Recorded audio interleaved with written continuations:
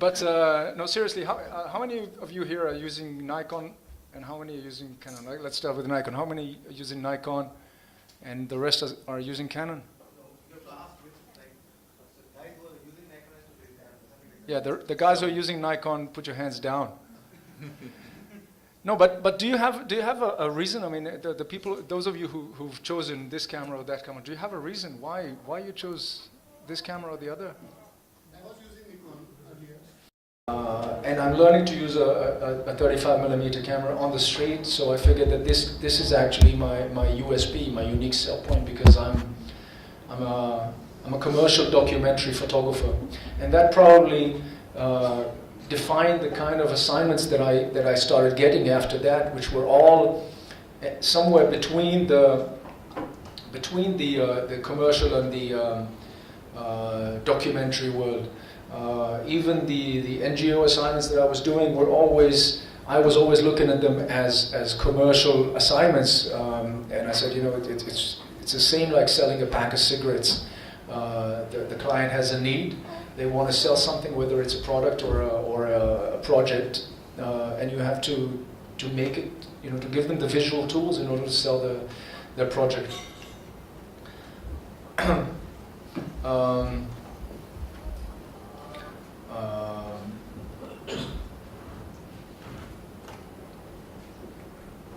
One of these projects was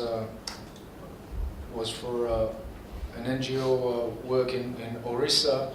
And this was on I'll show you a little bit of a few subjects. This was on resettlement and rehabilitation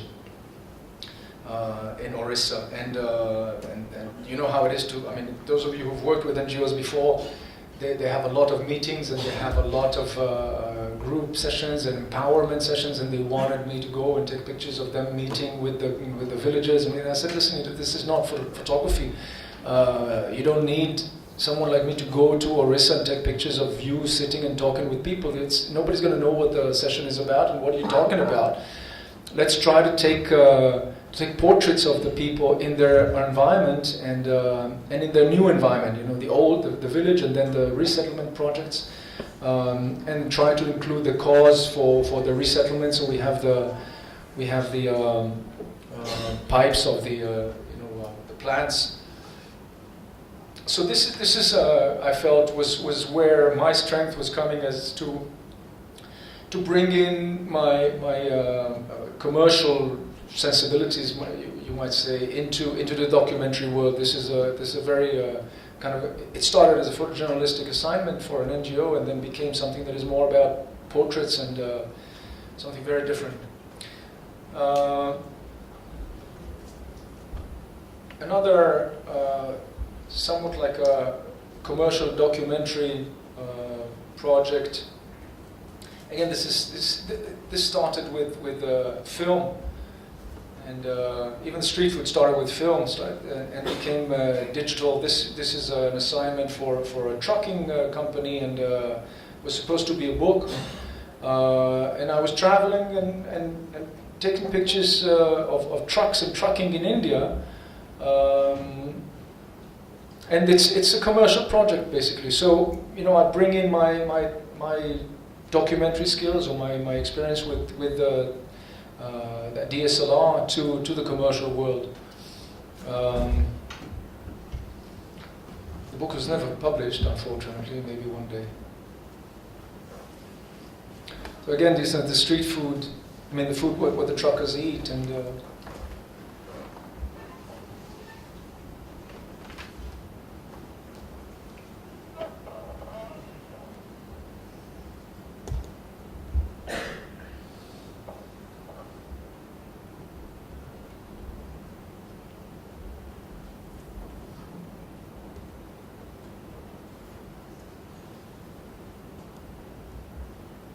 So this involved quite a lot of traveling, which is something that I always wanted to do. So I on Facebook I reconnected with my girlfriend from New York from 1991, and she asked me, so what do you do now? You know, where are you? What are you doing? And I said, I'm in India, and you know, I'm a photographer. She said, well, you do what you always wanted to do. So she knew me before the street photographer's camera, just like the ones that you know, used to be everywhere in India. Until a few years ago, you can find one or two in Jaipur and maybe Pushkar, you know. But in Jaipur, next to the Hava Mahal, there used to be about 20 of these photographers sitting with their wood cameras, and you'd sit in front of them, and they'd hold an umbrella over you and expose the paper negative, and then do another negative of the negative to get a positive. It's a paper negative technique, very close to the technique that was used in the beginning of photography in the in the 19th century. So I did buy one of these cameras and I started experimenting with this. It's always been a journey back and forth between analog and digital, and I feel, you know, this is possibly a part of insist on long term, because what happens is that if you keep the subject the same and you give yourself the time to move around the subject. I do a lot of work with iPhone.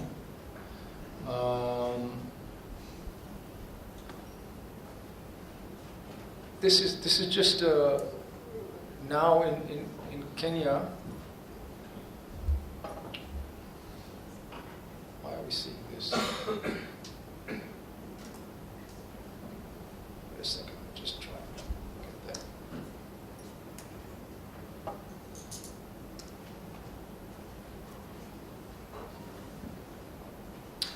Sorry, we're seeing the navigation thing. Okay.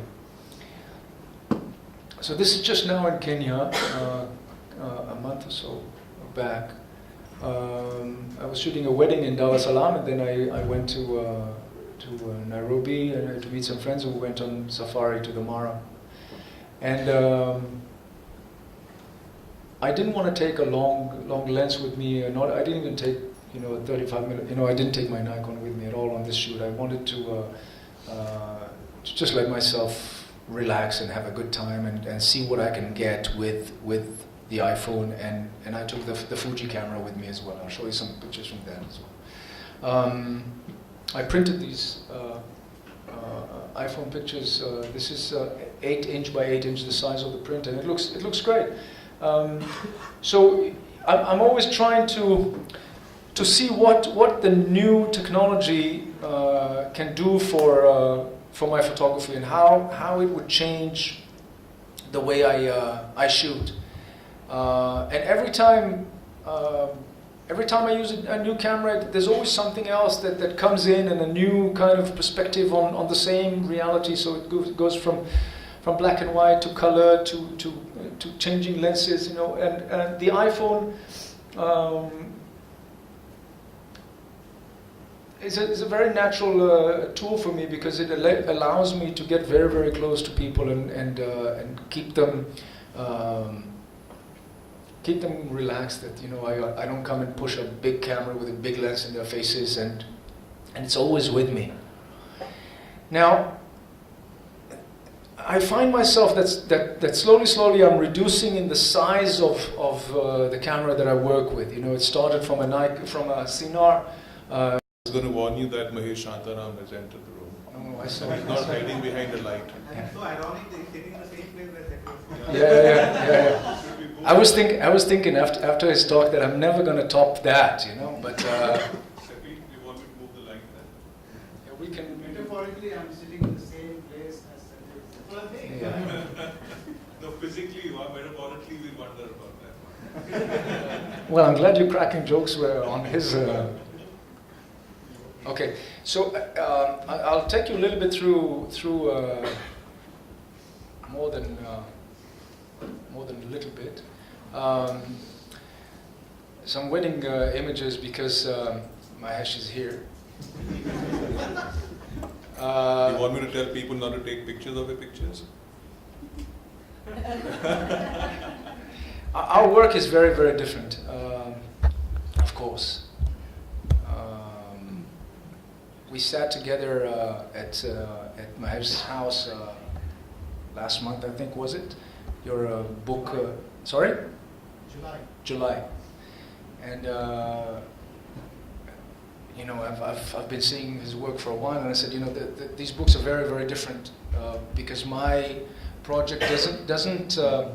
Well, I didn't see it yet. I might, you know. I'm still looking at the final edit, but I feel that our work is very different because I don't have the inside information. I don't have that connection or that knowledge that comes from being, you know, growing up in a Tambram family. Although very close Polish mothers are very close to Tambram mothers. But my pictures are only trying to show my amazement with with the Indian wedding world, less of a personal or a self-expression process. And it's only now when this project is basically done, I think it can be a beautiful coffee table book. It's not, which is very different than a photo book, which I feel, you know, kind of work that Mahesh is doing has a different kind of quality.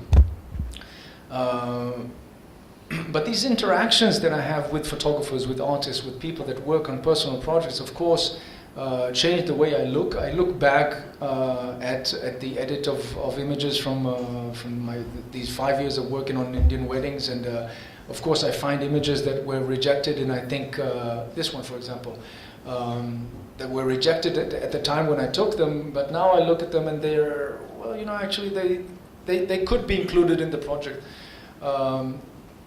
This is not an actual wedding. This is a Ramlila procession, but Shiva and Parvati, you know, so it, again, could be maybe a part of this same project. But what I feel is that it's best if I let go of this project, publish it the way it is, with its advantages and disadvantages, and move on to do things that are possibly in Jaipur once, many years ago, but I had no idea what it's about and what is unique to this. You know, so the first wedding that I shot for this project was because I started publishing this work. You know, so I started putting some pictures on the website, and people saw that I shoot weddings, and I started getting a request to shoot weddings. This is when I started struggling with myself with the definition of whether I'm a wedding photographer or not, because it was a very derogatory kind of thing to think about myself. You know, it's uncool. You know, it was uncool to be a wedding photographer. I remember that one time when I was, summoned to, in Israel you do the army. You know, there's the army service that you give 3 years, and then after that, until you're like 40-something, you have to do a reserve duty every year, and it depends on the kind of unit you served with. But sometimes it could get to like 3 weeks to a month, a year, and I knew that I was not going to. That's it. You know, when I came back from New York, when I came back to Tel Aviv, I knew that I was not going to. So I was trying to get out of it. And at one point, I realized that I'm going to have to really play it crazy. And I went to an interview to be, assigned to a unit. I went, wearing black, not shaved, like this. And I sat there, sat there in front of the panel, I sat like this, and I decided that I'm not going to answer the questions. It's just going to be a yes or no. I'm going to answer like I'm a captive, So I started asking questions. I said, my personal number is this, and my rank is this. Nothing else. And they started looking at each other like, who is this guy? And it's like, what do you do? It says here that they had some information. I said, you're a photographer? I said, yes. What kind of photography? Weddings? Would be wedding photography. So from the end of 2007, when I shot the first wedding for this project, until now, when I'm, I have to accept in a way that I am a wedding photographer. It's a huge change in the way that I look at the work and the way that I interact, and I allow myself to be friends with wedding photographers whom I would never allow myself earlier to associate with. Yeah, there's a big change, of course. Gladly. Hi. What's your name again, sir? My name is Bala, and after sitting for half an hour or an hour, I just try to go a little blank. So don't mistake me Good that I'm nap. sleeping away on your lecture. Okay, the question is, how far are we away from client asking pictures to be taken on iPhone at a fraction of a cost? It's a two-layer answer. I already work commercially with the iPhone. So what about wedding clients? Wedding clients. I already shoot weddings on an iPhone, not the full wedding, but published in 3 or 4 different blogs on photography. And I know that some photographers, I mean, I'm not comfortable shooting a whole wedding on an iPhone. I think it's a little, it's slower, a lot slower than the Fuji even. You know, it reacts slow. You know, you can't, even if you want that kind of decisive moment, it's very difficult to get. So still pictures are easier. So the iPhone as a camera, I already use it commercially, and there's no difference in the charge. I was just going to say that probably inherent to in Fawzan's question is the fact that would clients, And they were charging, I think, it was just a few dollars. I think maybe it was a $10 or $5 a tabletop, like a pack shot. It's called a pack shot. You know, you put something on a gradient background, just like it, just to have an information. At the time, the cost that we were charging for a pack shot was about $400 to $500 a shot. And suddenly there's a studio opening and they're taking $5. But they were counting on the numbers, so that they would have somebody manning the camera and the camera that works slower. So we were talking about it, that, you know, we started being afraid that, you know, we're going to run out of work. And it did happen. Of course, all the pack shot work started going to these studios that were charging less. And this was the bread and butter. You know, because how many assignments would you get to do like a billboard or a full campaign? That comes every now and then, but the work is the pack shot. This is what paid the bills. So that changed the whole industry. And we had to adjust. You have to adjust. So this is the name of the game. Adjusting is the name of the game. If you don't keep up with the progress of technology, you'll fall behind. In terms of weddings, I don't see the difference using. It will cost them less. Why would it cost them less? I'm asking. No. Yeah, I gave an example. I gave an example at this workshop, and it's not the first time that I give this example. You know, I think that about that dabba at a relatively same price. But when you go to a French restaurant, you don't go because you're hungry. You go because you want to taste what the chef made for you. It's about the enjoyment of the chef preparing the food for you, and it's about your enjoyment. It's not about fulfilling basic needs. So the way I look at myself as a wedding photographer, there is not much in common between what I do and the needs of the client. So I don't sell dal chawal. I want to look at myself. It's got nothing to do with the gear, you know. So the prices. summer's arrived. I don't know, I kind of came in a little late, so if you already answered, you don't have to bore everyone with it.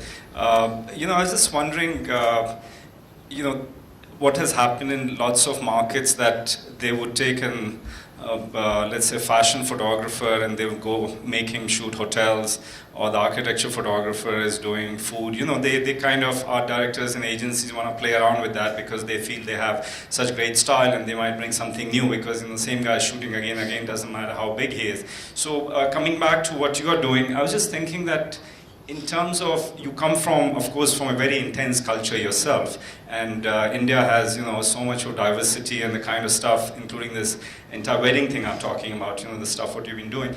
Do you think it plays a big role in terms of that you have obviously a very different take, you come from a very different culture background, and more importantly, people are more open to it, that they think that you may just bring something which is going to be refreshing and not your cliche of how weddings are shot. So any comment on that? I mean, how do you see that? Well, I think that much of what I do now is based on the fact that I'm a foreigner with so much experience in India. So sure, I bring something that is different. But what I think is missing. See,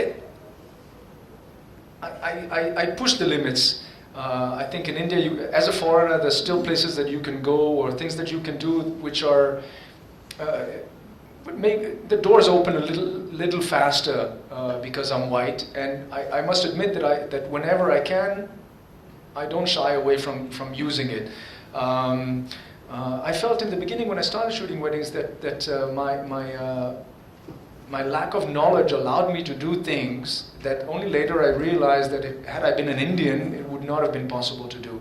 I could tap on the shoulder of a pandit and say, "Panditji, thoda sa side, move a little bit," and he would but he would move. And there are things that are excused. But the thing is that looking at the fact that I grew up in Israel, it doesn't mean that I bring in to the table something that any one of the people here doesn't bring. You know, it's our personal vision is something. Mike already. Yeah. Sir. Just wanted to know this Indian weddings. A lot of the lighting is sometimes not very good, and then a lot of contrasting lighting. A lot of dark areas and a lot of bright areas. So generally, I don't think you use any flash. So how do you counter this kind of such contrasting lighting? I did use flash. I still do use flash, but I try to do it creatively, more maybe in the couple shoot kind of creative lighting. I have an LED light, something like this, but smaller, that I can carry around with me. I try to actually use more of that sometimes to enhance the pictures. But there's always, what we see is always a reflected light that comes into our eye or into the camera, and it's. You work with what you have. I think it's not about having enough light for exposure. Many times, the shadows are more interesting than the light. You change your exposure, you change your angle. I work. It could be sometimes that let's say the videographer stands here and I could shoot here, so he would give me a 45 degrees or 90 degrees light to give me some depth. Sometimes I work with the video lights into the camera to get the flare, and sometimes I work so that the subject hides the light and I get a backlight. There's so many ways to work with it. You play around with whatever you get. And what is the ISO you're more comfortable with? Around 800 or more or less? Well, at night you need a higher ISO, and in the daytime you need a lower ISO. I'm comfortable.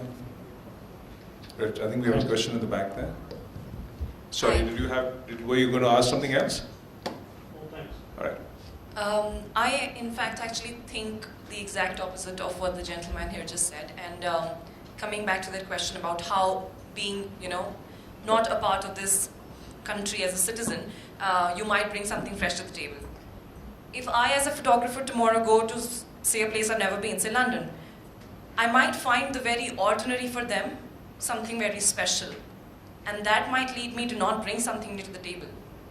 How do I fight that? I mean, I think that's a very big barrier if I want to travel and I want to click. And something that's very ordinary to the people there might be very fascinating for me, but then again, I wouldn't be doing a very great job. I would be just presenting something that's very everyday life.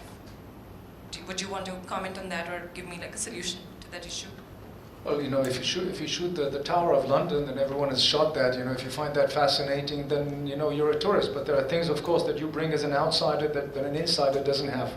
It can be something fresh, and it could come across. Depends who you are. It could come across as the lack of knowledge is just an excuse, and you really don't know what you're shooting. I see a lot of work being done in Israel by photographers who are not Israeli, and they do bring the conflict and the life of Israel in a different way the way I saw it. And I think that in a way my living in India, or the things that I shoot in India, some of them. Maybe you need a little more time to saturate into the society and be a part of it, and then come up with a fresh No, perspective. I think that the things that you see will change in time, obviously, but it doesn't mean that the first things that you will see are not good. It'll be a first impression. But the thing is that I would like to, have a little time also for that. Photography is a subjective field. It's what you see. It's really, vision. Vision is something that says something about you. So you will bring yourself into wherever you are.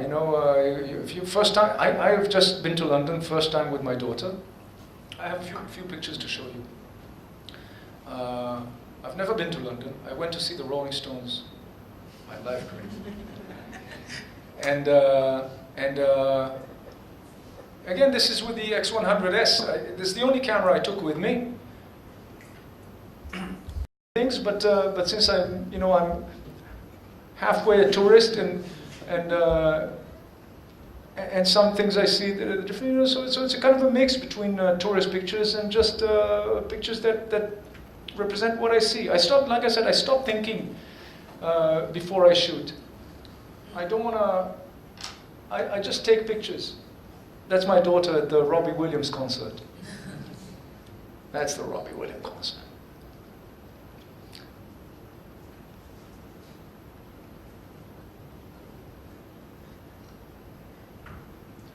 So I feel many of these pictures, I miss her. Many of these pictures could later on fit into this this project that I mentioned earlier, where I just take pictures because I have a camera. So some of these pictures will fit into that project. Some of these pictures are just good memories. I don't want to define them. Sure. I don't want to get into that.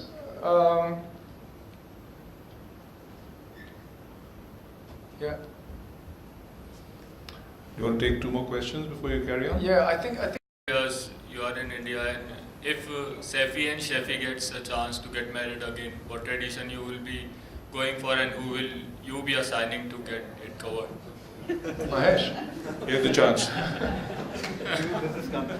And what tradition you will be following? Because you have seen so many traditions covering them.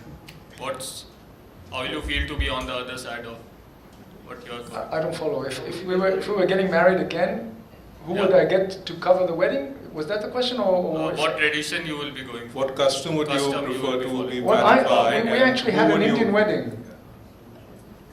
We actually had an Indian wedding. I thought you said there's nothing like an Indian wedding, so So where it falls, Break- it can you falls break it into, down further? Okay, so this is what it is. We decided that instead of renting, and we got a beautiful sari for Shafi, like something embroidered, very beautiful. And I had myself a sherwani. I got myself a sherwani without the pagri. Shefi is his wife who wore the sari. Sefi didn't get a sari for She's Shafi. So we had a wedding. She was wearing a sari at our wedding, and I was in a sherwani. And my acharya married us. So it started with 5 minutes meditation, and then we were sitting, and we had a spiritual kind of wedding, So and we had musicians coming from India to Israel to play, and so it was an Indian wedding.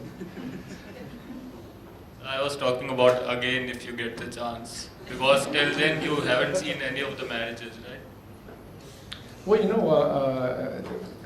I think one of the weddings that I liked the most in India was probably the Ladakhi Buddhist, because it's not a religious affair. You don't have to wear a pagadi also. You don't have to wear a pagri. No, but it's a social affair. The couple that I shot for the wedding in Ladakh had already been living together for 10 years. Sorry, they had 2 children, and they had the wedding. They call this. I forgot the name. I have it written. They did this along with the ceremony for the first child, and the first child was already 3 years old. And what happened is that the villagers said, you have to have a party for us. You have to have a party. So they put together this pandal, and all the villagers came, and they got into their party. What was this? Right? Who would I hire? Mahesh, of course. All right, so that's been set to rest now. Very subconscious kind of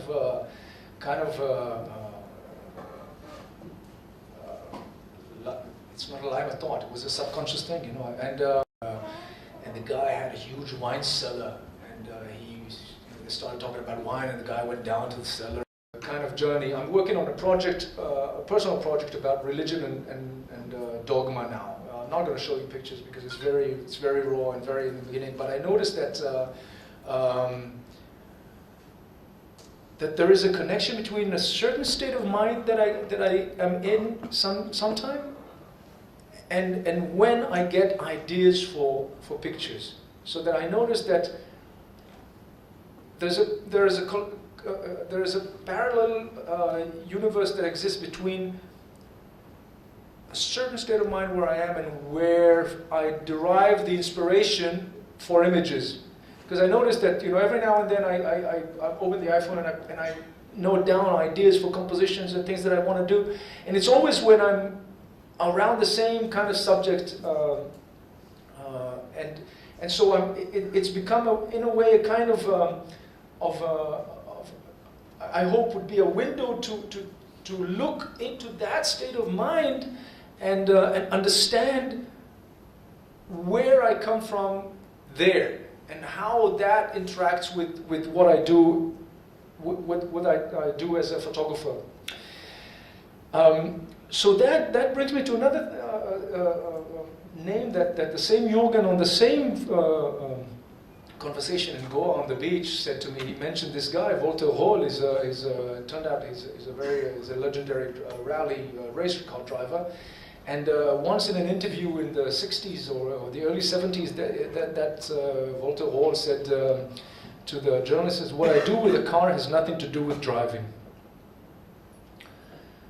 And so the journalist asked me, what do you mean? He says, well, you know, so I drive a rally car at 300 kilometers an hour, and at 300 kilometers an hour, or 200 kilometers an hour, I could shift into first gear, kick the engine, then shift to reverse so that I, you know, and do things, you know, it pushes the car to way beyond the limits of what the engine can do. And if any one of us would sit in that car, we would not get anything close to what Walter Roll was getting out of the car. So, in a sense, I saw a reflection in that sentence to what I do with the camera, because what I do with the camera has nothing to do with photography. It's a very personal thing for everyone. It's all photography. We're all photographers. But what I use it is not to take pictures of what I see outside.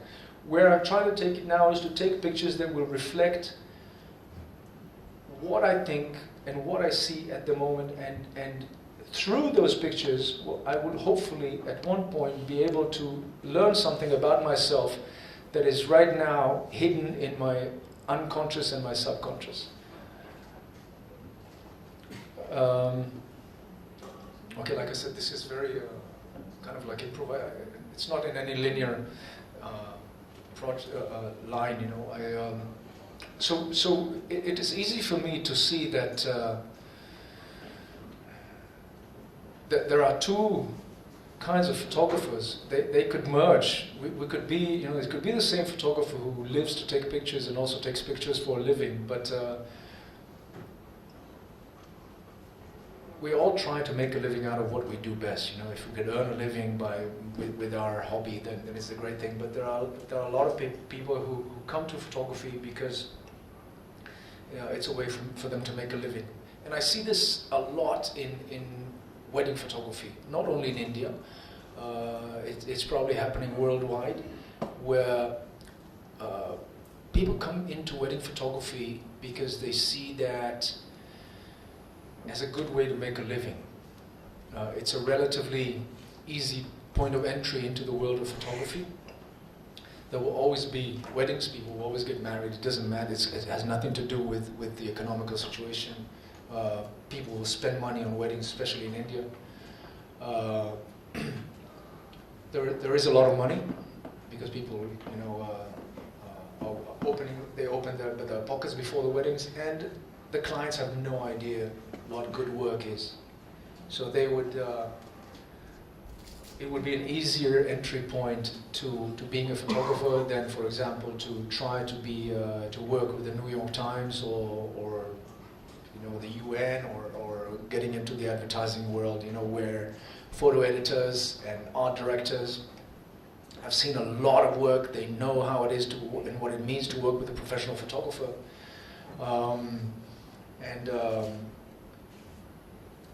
Wedding clients, many times it would be the first time they've ever worked with a photographer, and they cannot, even if they see that one work is better than the other, they cannot really tell what it is that is good about this work and what is not good about that. And when it boils down to money, they would think, well, why would I pay you 2 lakh if I can pay someone 50,000 or less, you know, to do the same work, you know, and you're also going to be there.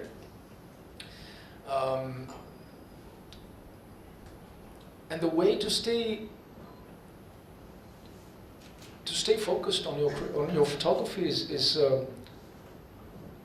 to stop paying attention to how fast we can start a business in wedding photography. This is the majority of the new wedding photographers that come in. I see so much of that. Not all, of course, not all of them. Many of them really have a true desire to be good photographers, and that is the key to success. Because I think that if you put yourself in a place where you struggle to become a better photographer, you will be a better wedding photographer, and money will come. But that's a byproduct.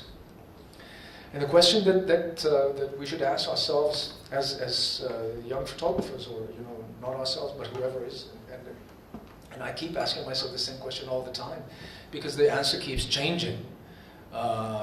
Is why I'm a photographer. What it is, it's not how to take the picture. It's not at all about the technique. It's not about the camera, but it's about why. Because photography is all about that question. It's the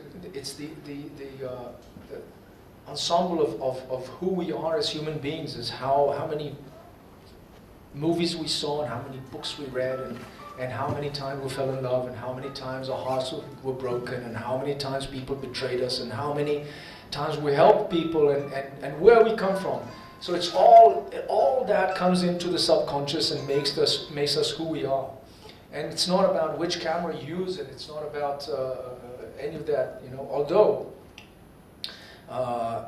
it does stand in the basis of our decision that we make. We should take pictures because we have something to say, not because we can. This is something that you know, we look at the stream of millions of images uploaded to the social media every day today, and none of them is remembered. We don't, you know, we can't bring back into memory any of the images that we saw a week ago on Facebook, and the reason is because people today take pictures because they can, not because they should. And it only makes it a little more, or a lot more difficult to find those gems in the haystack.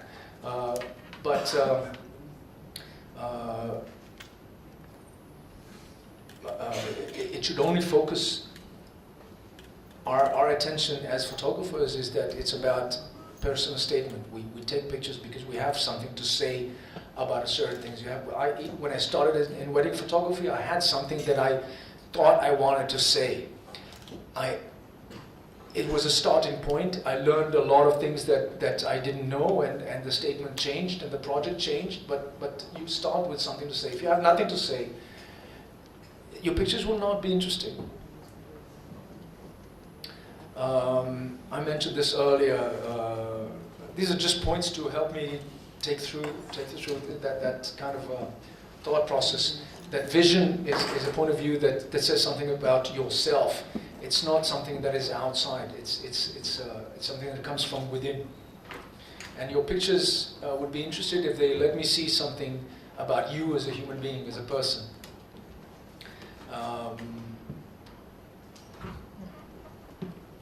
You know, it's a lot of people would very easily substitute, you know, vision for a bag of tricks.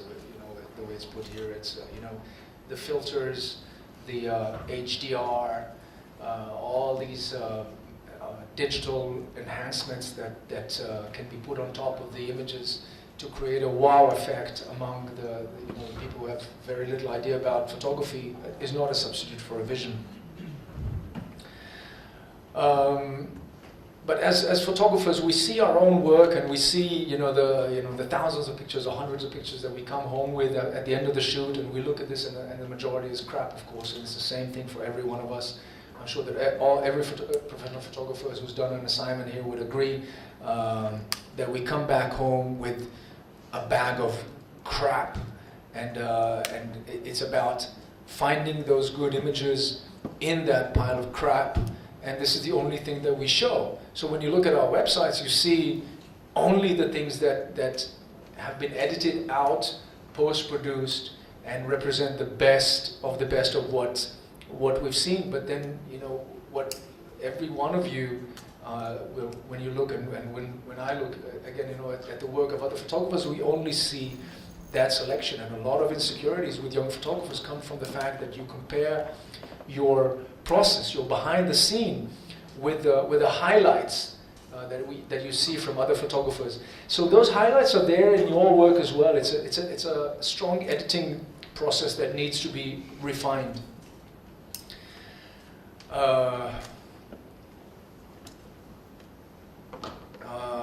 I'll go quickly and leave some time for Fuji. The documentary work is a reflection as the reality as we see it as ourselves, and it's a fruit of our thought process. It's not a clear representation of reality. It's always been a subjective field, and as a result of a series of decisions. This is when we're talking about cameras, and here is a place where I can possibly connect back to where we started with the Fuji cameras. I make a decision about which camera to use, and that will affect the kind of output that I would have, and that has to fit into the vision that I have at the beginning of my work. Some will always some will produce poetry, and their images will talk and sing, and others will just take pictures to put on Facebook and be forgotten. It's the way it is. It should not deter us from pursuing photography as a profession. There are a lot of philosophical questions that come into play when you interact with people. Partiv had mentioned that in his talk as well, as how we represent the people, the interests of the people that we photograph. This is something that we I can elaborate on this for 15 or 20 minutes alone. How we affect the self-perception of the people that we photograph, and how it affects our work. Going back to even wedding photography, where it's a very good example. You go for the couple shoot, and what you do as a photographer will affect how these people will perceive themselves. If you compliment someone, a girl, she would feel that she looks good, and it'll make her posture different. And everything that we do affects the self-perception of the people that stand in front of the camera. Even as documentary photographers walking in the field, taking street photographs, the fact that you pick up a camera, put it in someone's face, makes them conscious to how they are perceived, how they look, and if it adds or hurts their mask.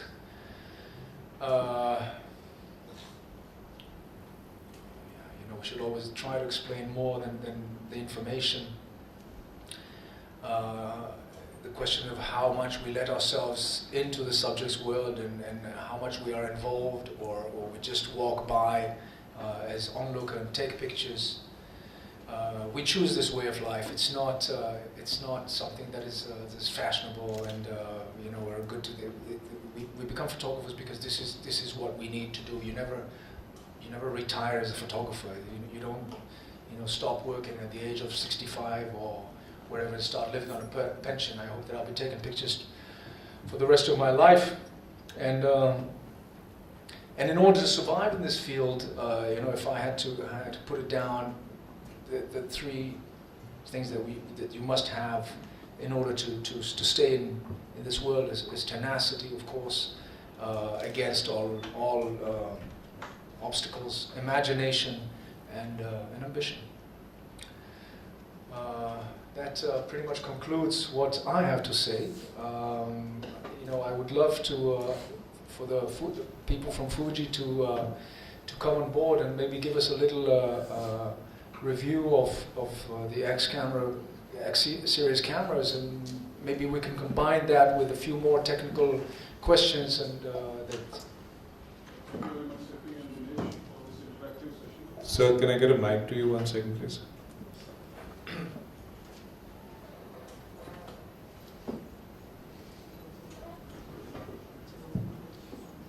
Once more, big series, we have two products that are available. One are the interchangeable lens and one are the fixed lens. So there is a lot of gray areas in many youngsters, I would say, for them to understand what's a DSLR and what's a mirrorless. So we want to kill some of the myth today. And as far as my personal opinion goes, I do not consider a DSLR or a Fuji mirrorless or something like that. For me, these are two interchangeable lens cameras, and that's how I look at them. A mirror is a very small part of the whole thing. So I think we'll take you through the presentation, and at the end of it, we would like to answer all your questions which you have. And please enjoy the presentation. 1 second before we proceed, are you all like flabbergasted or something? There's no applause or anything. I mean, everyone was getting applause, and here nobody said anything. So Waiting for the presentation to end. okay. You want to take any questions? Remember that I'm my mother's little boy. I need the love. So. No, we thought you'd grown up, so that's why we didn't do all that. There's a question in the back. Can we get a mic there, please? We just take 1 or 2 questions while you're setting up. Yes. Hello. I was just wondering, I've noticed the interest in iPhone photography over a number of years recently, and I must admit I'm a bit baffled by the interest in it. I mean, I have one, but it's the last thing that I would ever take a picture on if I could have something else with me. I usually do have a smaller camera with me at all times. So I wonder if you could illuminate to me why people are so interested in taking pictures with iPhones, because I find it personally so clumsy, so slow. By the time I've fiddled around, the person's walked off. I think I have a good answer for you. I think the iPhone is a bigger revolution than the digital photography. It is the first time in history that we have a camera, a darkroom, a library, and a connection to the social media, all in one small device that fits in our pocket. And it enables us to do things that were not possible to do earlier. So I could take a picture, share it with the person I'm taking it. I could work on it, add a whole lots of filters, and you can have it on the spot. This is something that was, far from reach before. Even with digital cameras, you needed to go back home, upload to the computer. So it's almost the antithesis of what you were saying about slowing down. Okay. Sorry, that seems against the points you were making about slowing down. I mean, if you're using it so that you can instantly share, I just think the results, if you take it with even a compact camera, maybe would be better. Yeah, it would be better. Possibly, it could be better, and you would have time to post-process it better, rather than taking it on an iPhone camera and sharing it instantly to get that instant gratification. But the result, I don't know. Yes, but the thing is, that series, I don't know if you were here, and I showed a black and white series from the monsoon in Goa. With the hipstamatic, for example, I don't know what's going to come out of it. And the surprise element is something that adds to, the exploration. So it's not what is better. I don't use the iPhone solely as the only camera. Of course, if I compare the images from the iPhone to another camera, the quality of the file would possibly be better.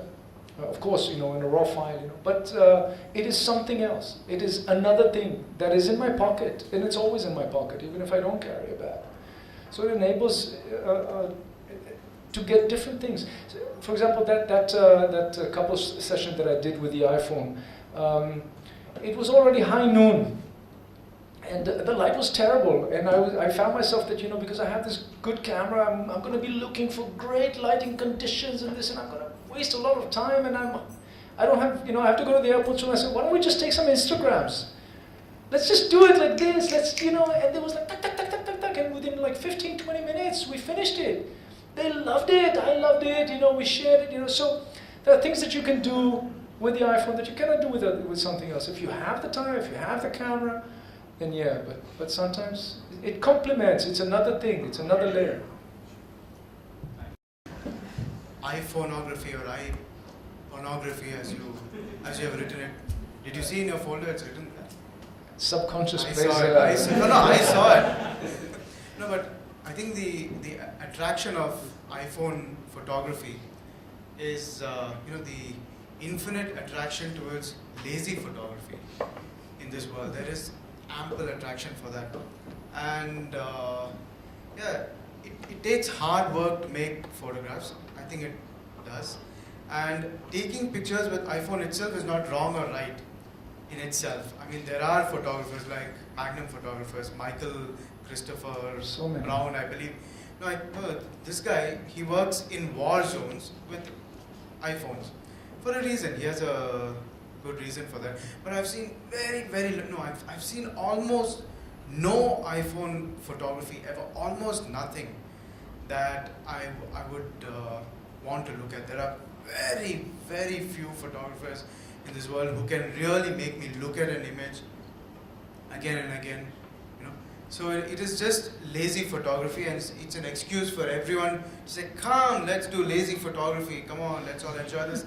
But having said that, then, I was looking for something else. I mean, I started shooting with cell phones, and I was not getting it right. I mean, I was not convinced with my own photographs.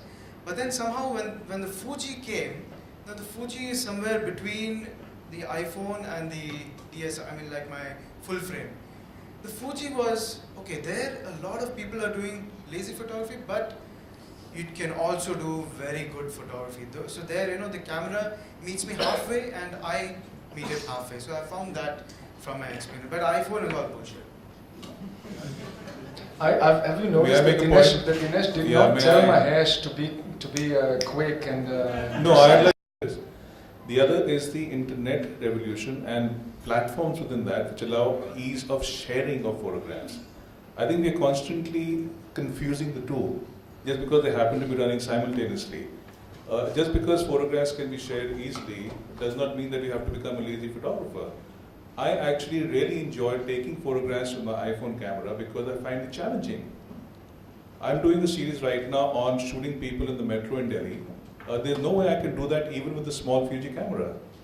And I want to do that project, and I don't see any reason why I shouldn't do that, even though it's illegal. All right? And it is not lazy photography. I'm sorry, it's not. It is extremely challenging photography. But the bigger point I want to make is that please don't confuse the ease of sharing with the ease of taking pictures or making pictures. They're two different things altogether. Yeah, hello everybody. This shall also be a small journey that how we understand that what our requirements are, and it might help us to select the devices according to the requirement very wisely. Not just, okay, this is something I should buy because my friend has bought it. Let's just go to the requirements.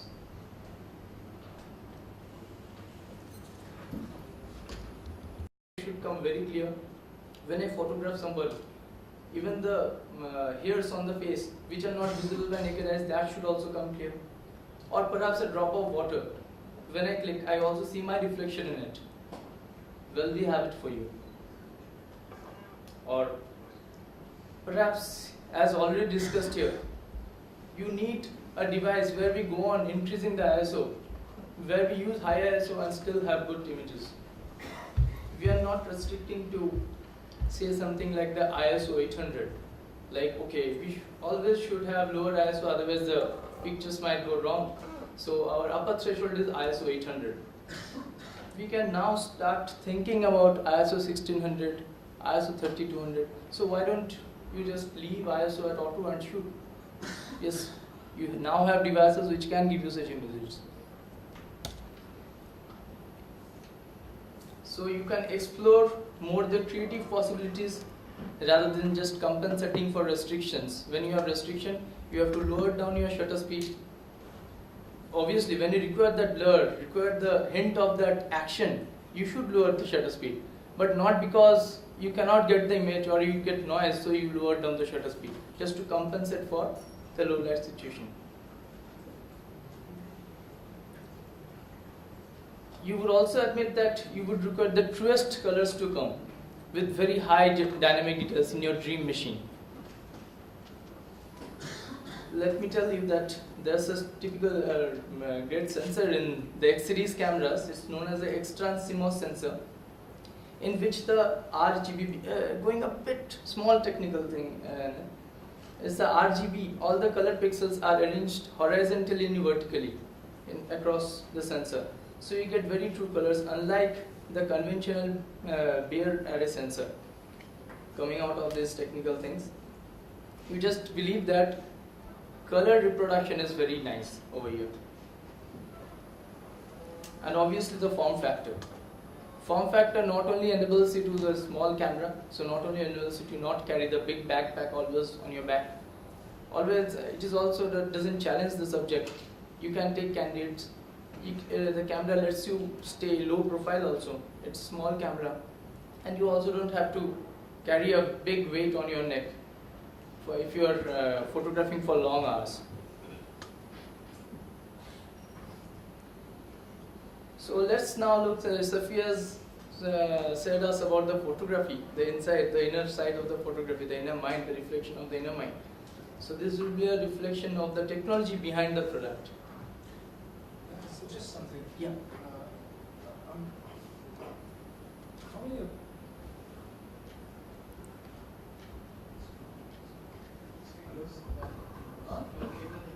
Can you set the volume for that first mic? My friend Arindam to buy a Fuji, and he already bought one camera yesterday. So there you go. Second thing, are you guys looking for one more photographer resident in Bombay or something? So, Not Delhi. oh, you want to be Bombay? I want May I actually interject? There might be inside the camera and then come back to what it can do with what's inside there. Yeah, sure. All right, yeah, thank you. Especially the sensor is very important. The bare arrangement, that's what I want to know. Because I thought what saw the slide right now is quite interesting. I'd like to know what really goes into it. Definitely. So this is the current machine that we all love to use, perhaps. It's not because of the size, it's not because of something else. It is just because of the quality that we were getting inside this camera. So here we also have a similar kind of product, is that we have found that here is a flange back. There's a lens and the sensor. So there's a gap. If this gap could be reduced, then the light would directly go and fall onto the sensor. This would mean more compact machine, and also more light would be falling on the sensor, giving more crisp images. So to do that, we have now removed this prism, this mirror, and yes, here it is. So this is just to make the machine more compact and to give further richer quality. And the flange back has been reduced to 17.7 as of now. So, not going in much details, this one allows you to get more light onto the sensor, and the light also reaches unscattered. This also helps us to design smaller compact lenses, means big aperture zoom lenses. That was not possible with a big flange back. Then the lenses had to be big. Well, let's see this. We'll go into the sensor a bit to understand them. This is how the beard pattern sensor is like, and this is how it sees an image. These are the color pixels. Now, when it does, there's no problem. There is a certain algorithm called the demosaicing that takes place. When this, after the image has been got from these colored pixels, demosaicing takes place, and there's how we actually realize the image. But when the subject is of repetitive line, like there's a lines on this shirt, okay, then after this demosaicing, there will be moire forming there. So obviously we had an answer to beat this moire. We use the optical low pass filter. As we use the optical low pass filter, we got reduce of the moire till a lot of extent, but again it reduced the total resolution because there's a glass here, there's a filter. Now there was some, again there's a small change that we had to do, that we thought that how to have this kind of good resolution, but again the moire would go away, but still we have the resolution. How to do that? So we changed the pattern of the total color filters over here. Now the pattern is no more repetitive. So even if the subject is of giving you repetitive pattern, we still don't have the moire, and thus there was no requirement of this optical low pass filter. You can also see that this particular, the bare array sensor is very great, but it doesn't have all the colors across, like already discussed, all the colors are not there, like RGB is not here. Second, that red color is not there. So also this change gave us RGB in all the, like in the horizontal axis and the vertical axis. So it produces much better color quality. So that is about the sensor part. If we come to the lenses, as of now, obviously the lenses are a very important part, as you know. If the image is not falling on the sensor well, then how do you have a great quality? So as of now, we have the coverage from 14 mm to 200 mm in the 55-200 lens, and 40 mm wide, 18 mm, 35 mm, all this list is there. Further to increase the range, we also have the M mount adapter, with which you can also use your old Leica lenses and several Carl Zeiss lenses. Furthermore, these are all aspheric glass lens. Aspheric glass lens, as you know, it's very small, compacted. Not a lot of lenses are required for there, and so you get more light, and for which you get laser sharp images. And these are all metal barrel lenses. So it's long lasting and good quality lenses, giving you a classy. So this is what I had to share about the camera. Just an inner view of some of the features that you might miss on some other devices. Here you will find a Q button on the X series cameras. On this Q button, if you go, there are obviously profiles where you can keep many adjustments, select from adjustments for different shooting conditions. But we will concentrate on this dynamic range. You have several levels of dynamic range to adjust from, like dynamic range 100, 200, 400, or even you can let it at auto. Besides, there is one very interesting feature here. This is the film simulation mode. So if you are want to have the effect of a film, like Velvia, Provia, Astia, this kind of film effect if you want in your camera, you just change the mode from over here and you get it. You get the same tonal quality or the colors as you would get on a film. Apart from that, this I found very interesting. If I may just ask about that, Yeah. would that be on a RAW file also, or would these have to be JPEGs? No, this can be on the RAW files. And I'll still get the effect of a Velvia. Yes, definitely. Oh, wonderful. And on the It's more in the X100S than in the XE1, for example. The XE1 behaves different with colors, but on the X100S, yes. Because I didn't think that Velvia was probably the best ever film made for color, even though I'm sure a lot of people think that Kodachrome was. But I always thought that these things could only come on as a kind of a filter onto a file. So Therefore, it can only be in JPEG and not in RAW. So I just want to clarify.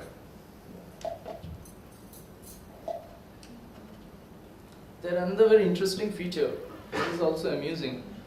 You can actually play with the high tone and shadow tone separately. Like we have the exposure compensation, we increase the exposure compensation, reduce it. Now you can individually increase or change the high tones and the shadow tones. Like here's an example. There's a temple I shot, it's very near to Gurgaon. There's a hill and over there's a temple. Suddenly I found it, I climbed up and took this. But as you know, I'm not a great photographer and I got these parts dark. Okay, I use this high tone +1 and shadow tone +2. And I also could get, there's a Shiv Parvati photograph over there, I wanted to capture that. So it was just there, I didn't have to edit also, I didn't require to edit, I immediately just boosted this up and got this kind of result. Again, same question about the RAW. I mean, many of us shoot RAW, and the information is there anyway. So that also can be done. It affects the RAW as well. No, in the RAW also you have all the image. Yeah, but in the RAW, but when you change the high tone and the low and the shadows in those features, will the RAW also have the same example, the same file? I mean, in terms of like directly export the JPEG from that RAW. No. We don't export the JPEG. I only shoot RAW. Yeah. So does it make any sense for me to even play with these buttons if I shoot only RAW, or this is only for JPEG shooters? Well, on the RAW image also you can see these differences. You can see the difference in RAW. It'd be interesting to check this. So, and here's something on the display. Like, well, you want the image to be there. You can get, even you want all the other information or the total information, you can just change. Even you can see the histogram, live histogram is there. This is another very interesting part. You actually can see at what distance the camera is focusing on. Okay, and furthermore, the depth of field preview, we normally press the button and see the depth of field from here to here. We guess here you can actually find the distance from which distance to which distance the depth of field is there. So it's a marking. So if you are wanting to do zone focusing, so it will be very helpful for you to do so. So here are the few things that is common in all the X series cameras. If you would like to see the special machine, there is a great machine for the candid and the street. It's a block lensed camera, f2 lens, 23mm prime, so giving a 35mm vision. Already discussed. This is also very fast focusing. So maybe Sefi would agree that the X100S focuses. The only thing that I was going to ask, I was making a mental note, is when are you going to have the ring to put a filter on this lens? Because these kind of lenses, because they're not interchangeable, if something happens to the lens surface, you screwed up your camera. So I find it very important to be able to put a filter on this lens, and I think that that ring is still not available in India. Am I right? And I also have a question: is that I can remember someone said that you really need a very, very good filter on this lens, because the quality of the lens is that super sharp, and the filter could affect the quality of the image. You know, I've been really stupid with these kind of things. I just put a filter so that the lens is not hurt. But is it really that important to put a? I haven't heard on this part, but let's discuss and let's see. Yeah, but the more I think it's more than one person that told me that it's difficult to get an extra battery, difficult to get the filter ring, etc. in India. Those were the problems previously that was happening. So now it's gone. Sorted out. Yeah. Okay. We're having this here. Okay. So it is depending on the phase detection and contrast detection, and thus the focusing is also faster with this. Hybrid viewfinder, you must be knowing the the facility that you also have to, when you are seeing through the glass, still you are having all the electronic markings on that. And even in low light, you can just switch to EVF, that is electronic viewfinder, and you can still shoot, compose and shoot. Yes, this is a very important and very interesting part. You just go on increasing the shutter speed, and still your flash will be in sync. So no more restriction of using shutter speed at 250 max or 200. That is because there's no mirror that needs to go up. Yeah, and the leaf shutter is there. Yeah. So it's always been the sync speed for the flash has always been the problem of how fast the mirror can go up and down again. So now there's no mirror, so that's another. Yeah. But which flash? You buy a Fuji flash? Any flash. They have Fuji flashes, but you can. I mean, I've seen someone also using pocket wizards on these cameras. Which I mean, can I sync my Nikon flashes, for example, with this camera? Well, I had shot with the SB900. It did sync. You might not get, I would think the restriction would be you won't get TTL, but the sync is not going to be affected. So the sync, like Seffi is rightly saying, was affected by the speed with which the mirror went up and down. So that's been negated because there's no mirror. But in terms of what you're asking, which is a very valid question, the flash being able to talk to the Fuji camera, which is TTL really, that normally I think only happens within brands, ideally. And also another thing about the leaf shutter, it affects the way that slow motion images, slow shutter speed images look eventually. You know, so in the SLR, the DSLR cameras, the shutter would either move from right to left, or the other way around, or up and down. So if you start the exposure and the image is here, and at the end of exposure it would be here, you get a certain look of the blur. But with the mirrorless cameras, it's a leaf shutter. It opens like this. So the images would be sharper actually in slow motion. Intentionally, a lot of time we shoot the rear sync. Rear sync. Yeah. There is no rear sync here. So there won't be any rear sync. No, there is no rear sync because it opens simultaneously. On the entire frame is exposed and closed. It's not like this. It doesn't, you know. So but wouldn't you still get the same effect of rear sync as what Fazan's talking about? There won't be a rear sync. There cannot be a rear sync. You know what rear sync is, right? So the flag. I think so. I haven't done it for no, but you're right. That's a good question. I mean, I haven't done that for a long time. No, so the flash would either go off in the beginning of the exposure, right, or at the end of the exposure, and that would change how the image looks like. Let's say we're shooting a moving motorcycle. If it's a front sync, then the flash would go off, freeze the motorcycle, and then the long exposure of the light would just cross, you know, throughout the image and go over the body of the motorcycle. So a rear sync would be the opposite, you know. So according to me, rear sync means it's at the end of the exposure time, not the end of.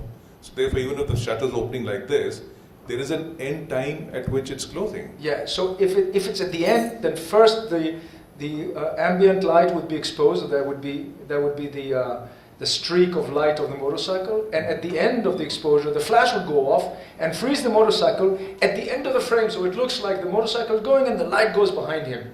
So that is the difference between front sync and rear sync. It doesn't exist here because there is no beginning and end. It opens, shows the entire sensor, and closes. It's a leaf. It's like a medium format camera. Yeah, but it's you know that the line of light is depending not on the shutter where it's opening and ending. It is depending on the bike which is moving. Okay, I see. Exactly. Yeah, it has to do with the time at which you expose it, rather than the movement of a shutter. Yeah, I'm trying to bring back that lesson from photography school. Yeah. Probably you're teaching. But what I think where my mistake comes is. I'm using logic. Really, I don't know what the scientific thing is, because the blur would look different. The blur of the image. I don't see any reason why it should have any effect at all, because really I think rear sync means at the rear end of the exposure time. Yeah. Which is when the flash goes off. In the meantime, anything which is moving is getting, exposed according to the intensity of the light it is giving out. or the absence, where rather anything You're else. probably right about the rear thing. I'll have to try with this, but the kind of the effect of the blur with a leaf shutter and a moving shutter is a different blur. By the way, Sefi and I have been arguing about virtually anything we can talk about for the last many years, so this will not end. So let's move on. Okay, enjoying the. This one also has a very brilliant feature. If you are doing manual focusing, you will see focus peak highlight. Focus peak highlight is the area into focus. That will give a glittering effect, so that you can make out that exactly which area is into focus. So this is helping you in manual focus and digital image split also. It makes the image go separate to each other. As soon as you focus that area, the image is formed. Yes, this is also another one, very interesting. This is 49 focus point, but this you can actually expand or shrink. Means there are 49 focus point. If you want to focus on the eyes, on the lashes, you can make it smaller. If you want to focus on the face of a person, okay, the focus point can be big enough and it finds the average and the image is good, the focus on the face is good. So you can, focus point sizes can also be changed. Well, the cameras will all be, you can check it out, what's it really like. 14-bit RAW is another thing, you are already knowing about it. It gives you almost 4 times the data, so you can edit it further more brilliantly. The file size, I have to check out it. 36 megapixels. 36 megabytes. Well, if you got the D800, then you need more.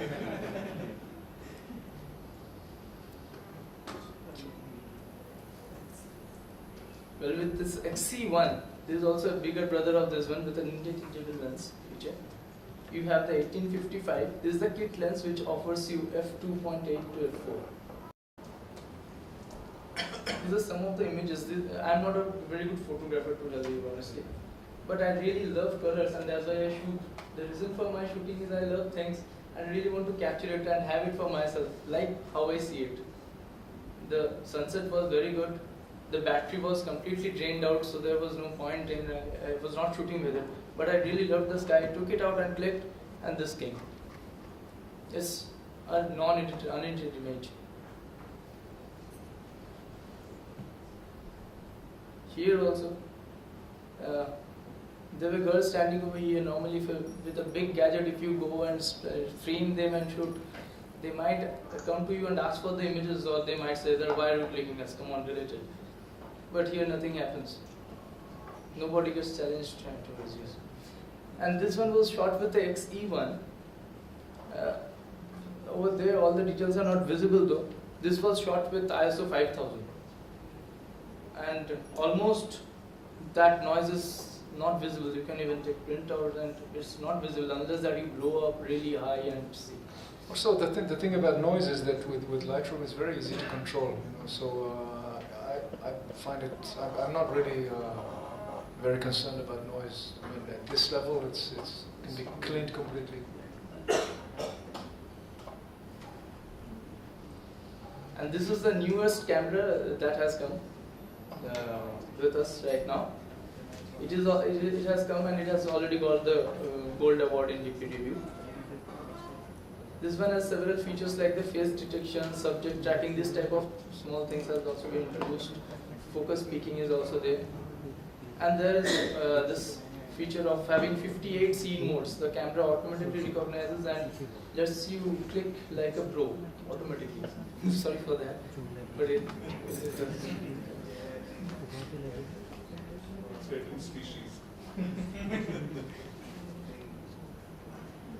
This has not got a viewfinder, but it has got a tilting LCD so that you can take it at any angle and shoot.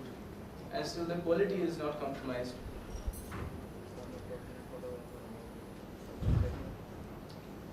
This also has a GPS inbuilt, but it is not a GPS feature directly. You have to sync it with your Android device or iPhone. It can link with it, and through your iPhone it can actually mark the GPS area where you are shooting the image. And it's Wi-Fi ready also. So once you are shooting, you can simultaneously send your images to your Android and upload it to social media, or to the desk if you're shooting for them. Again, from your Android also you can just extract the images, not connecting any cable or anything through the Wi-Fi. So do you plan to put in the phone feature also in this, in the next model?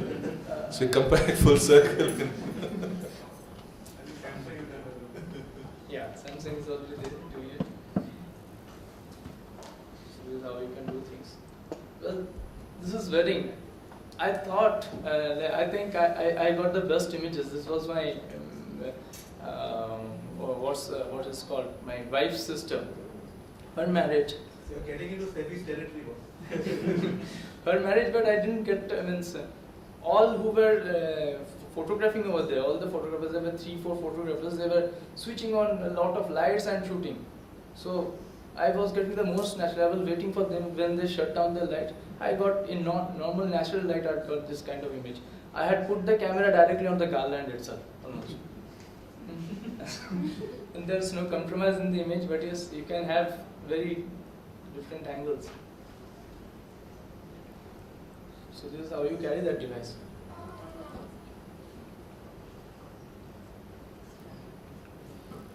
Well, not more to bore you.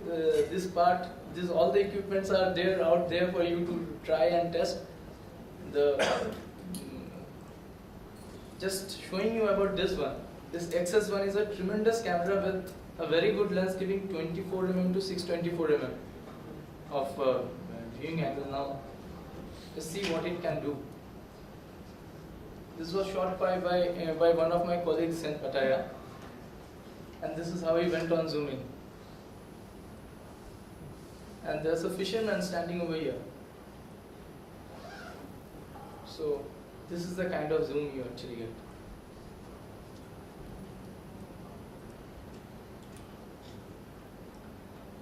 So this is a traveler's camera basically. A small camera with a 2x3 sensor size, but it's great for travel, it's light, and you get good images. And this is a lifestyle product. All this power into your pocket. This can take good movies, full HD movies, and it has a f1.8 lens, a big aperture lens into the small body. You can also take panoramas at 120, 180, 360 degrees. And that's the conclusion of my presentation, of letting you know about the series and how this relates to some of the dream machines. If any questions, if you have any queries, or you can definitely ask us. Can we get the lights on, please? Thank you. Sure. Can we get a mic here, please?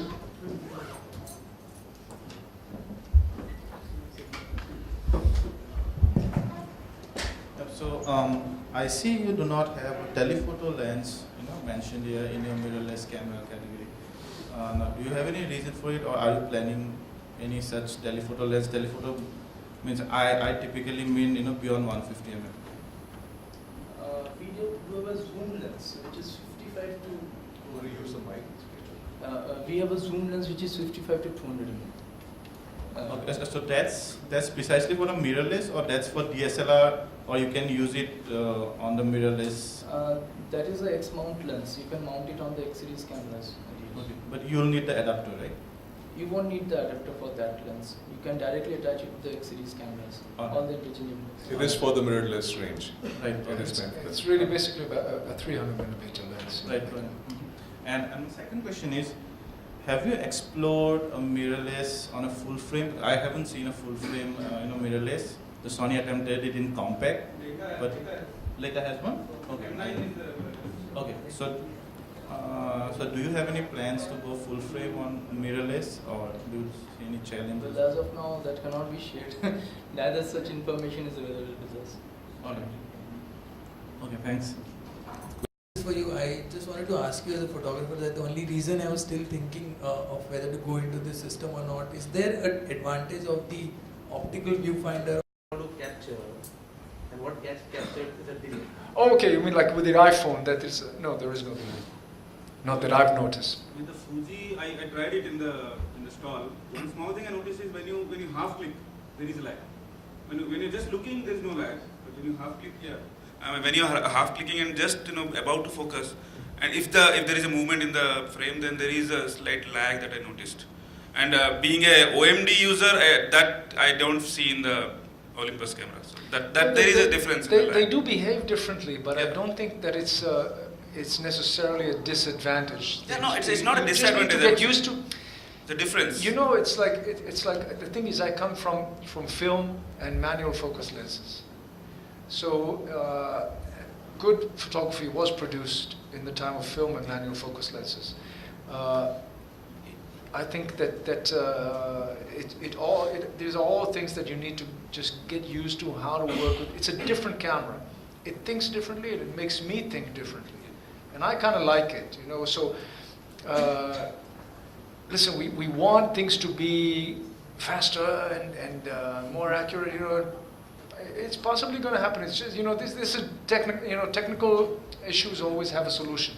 So it will possibly be resolved, but would it make it a better camera? I don't know. So as I got the mic anyway, and the question is there. One more thing I noticed that about you mentioned about the flange distance in the beginning, right? That is there in the SLR and not in the mirrorless. So one thing I noticed that gives an advantage on the mirrorless camera, that you can now use adapters and use other lenses.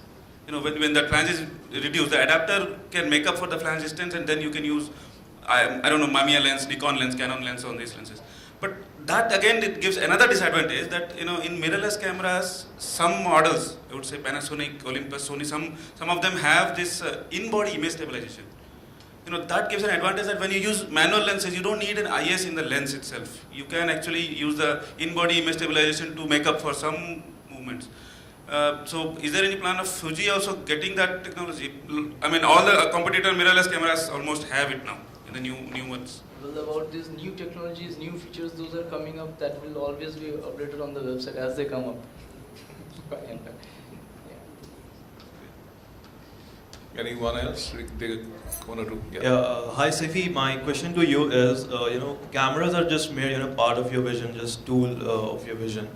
And as a photographer, one should know, what your camera can do and what your camera can't do. Suppose if I'm shooting Canon or Nikon, I know that it would sync at 200 to 250, and Fuji can sync in 1/1000.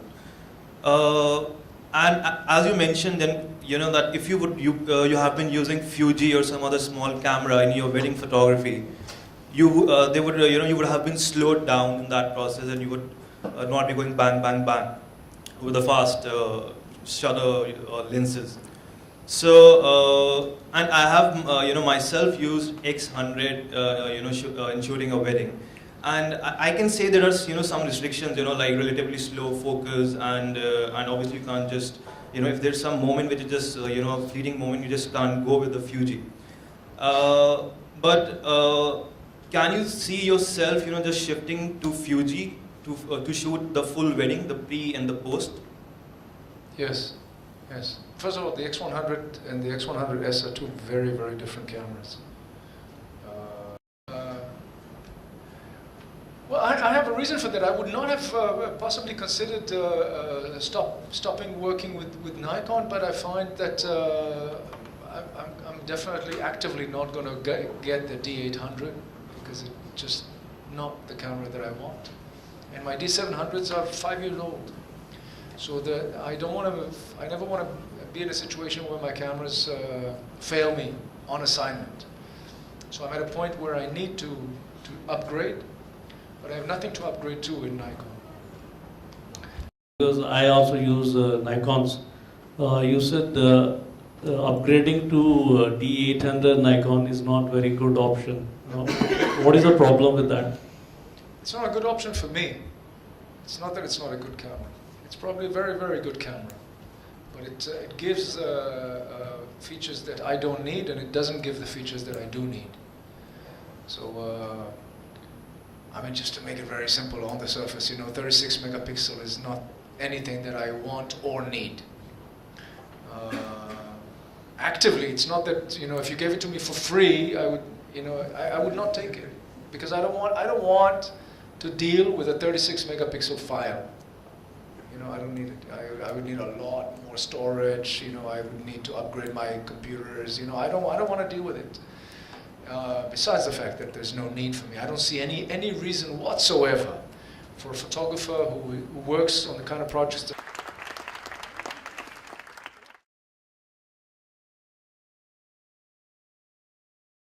they have a lot of group sessions and empowerment sessions, and they wanted me to go and take pictures of them meeting with the villagers. I said, listen, this is not for photography. You don't need someone like me to go to Orissa and take pictures of you sitting and talking with people. Nobody's going to know what the session is about and what you're talking about. Let's try to take portraits of the people in their environment and in their new environment. The village, and then the resettlement projects. And try to include the cause for the resettlement. So we have the pipes of the plants. So this is I felt was where my strength was coming, as to bring in my commercial sensibilities, you might say, into the documentary world. This is a very it started as a photojournalistic assignment for an NGO, and then became something that is more about portraits and something very different. Another somewhat like a commercial documentary project. Again, this started with film. And even street food started with films, right? And became digital. This is an assignment for a trucking company, and was supposed to be a book. And I was traveling and taking pictures of trucks and trucking in India.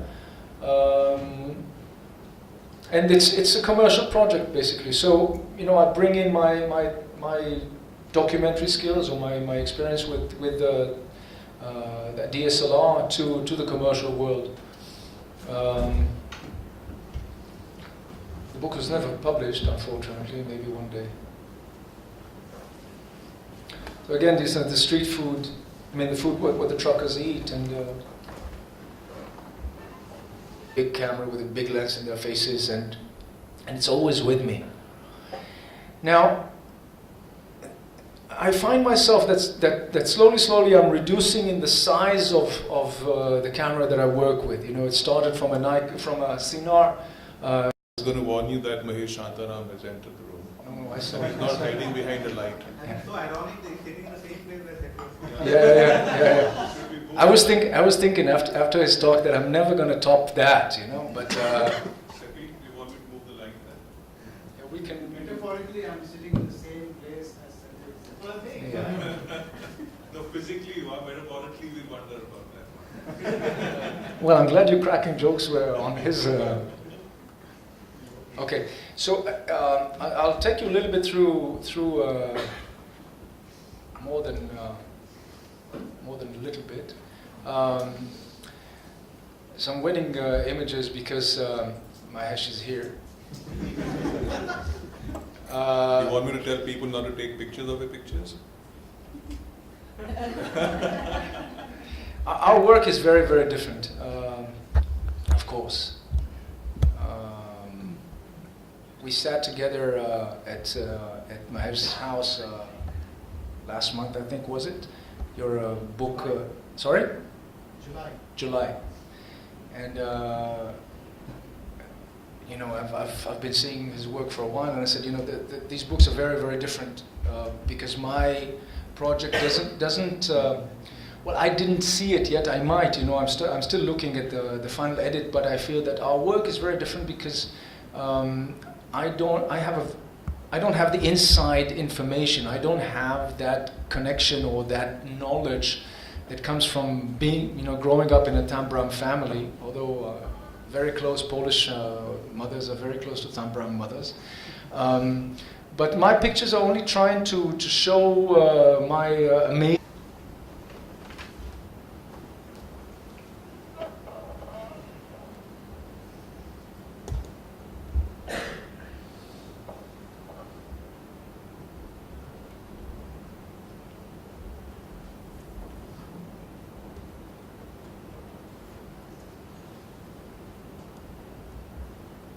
So this involved quite a lot of traveling, which is something that I always wanted to do. So I on Facebook I reconnected with my girlfriend from New York from 1991. And she asked me, so what do you do now? You know, where are you? What are you doing? And I said, I'm in India, and you know, I'm a photographer. She said, well, you do what you always wanted to do. So she knew me before the street photographer's camera, just like the ones that you know used to be everywhere in India. Until a few years ago, you can find one or two in Jaipur, maybe Pushkar, you know. But in Jaipur, next to the Hawa Mahal, there used to be about 20 of these photographers sitting with their wood cameras, and you'd sit in front of them, and they'd hold an umbrella over you and expose the paper negative, and then do another negative of the negative to get a positive. It's a paper negative technique, very close to the technique that was used in the beginning of photography in the in the 19th century. So I did buy one of these cameras, and I started experimenting with this. It's always been a journey back and forth between analog and digital, and I feel, you know, this is possibly a part of system long term, because what happens is that if you keep the subject the same, and you give yourself the time to move around the subject. I do a lot of work with iPhone.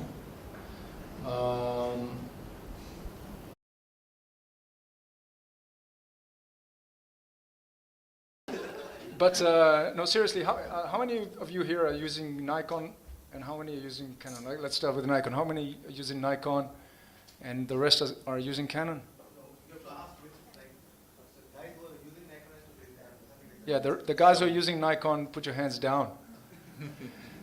No, but do you have a reason? I mean, the people, those of you who've chosen this camera or that camera, do you have a reason why you chose this camera or the other? I was using Nikon earlier. And I'm learning to use a 35mm camera on the street, so I figured that this is actually my USP, my unique sell point, because I'm a commercial documentary photographer, and that probably defined the kind of assignments that I started getting after that, which were all somewhere between the commercial and the documentary world. Even the NGO assignments that I was doing I was always looking at them as commercial assignments, and I said, you know, it's the same like selling a pack of cigarettes. The client has a need. They want to sell something, whether it's a product or a project, and you have to make it, you know, to give them the visual tools in order to sell their project.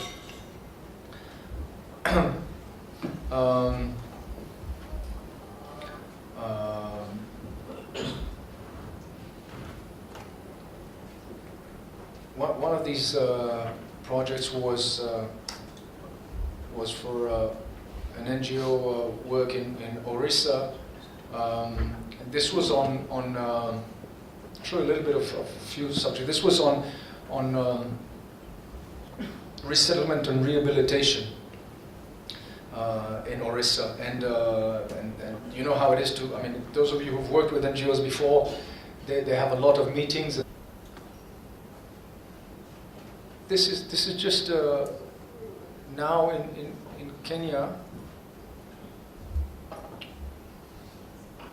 Why are we seeing this? Wait a second, just try to get that.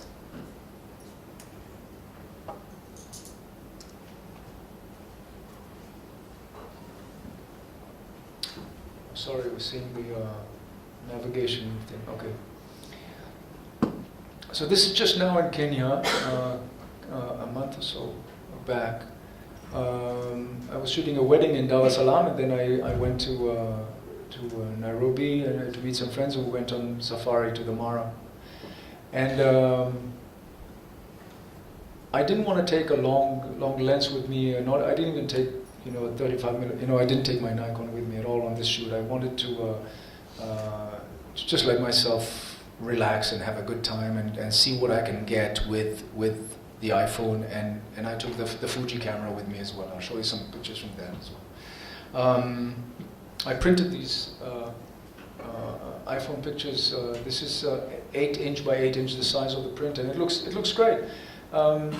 So I'm always trying to see what the new technology can do for my photography, and how it would change the way I shoot. And every time I use a new camera, there's always something else that comes in, and a new kind of perspective on the same reality. So it goes from black and white to color to changing lenses, you know. And the iPhone is a very natural tool for me, because it allows me to get very, very close to people and keep them relaxed. That, you know, I don't come and push a